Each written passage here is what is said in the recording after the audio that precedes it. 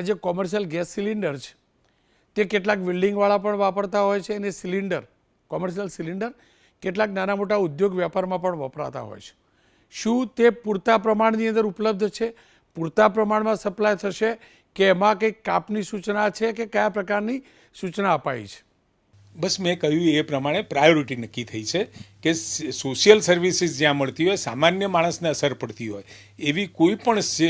સેવામાં એ સપ્લાય સતત ચાલુ રહે એ પ્રકારની વ્યવસ્થાઓ માટે કેન્દ્ર સરકારે વિચાર્યું છે અને પ્રાયોરિટી પ્રમાણે એ ગેસ આપવાનું નક્કી કર્યું છે. એટલે જે પહેલી પ્રાયોરિટીમાં જે લોકો છે એમનો ગેસનો સપ્લાય સતત ચાલુ રહેશે અને જે બાકીની છે એ સેકન્ડ પ્રાયોરિટીમાં આવતા, પરંતુ જે ઉપર આયોજન કર્યું છે કેન્દ્ર સરકાર અને કેન્દ્ર સરકાર તરફથી એમાં બિલકુલ સટીક અને બારીકીથી એનું આયોજન કર્યું છે. એટલે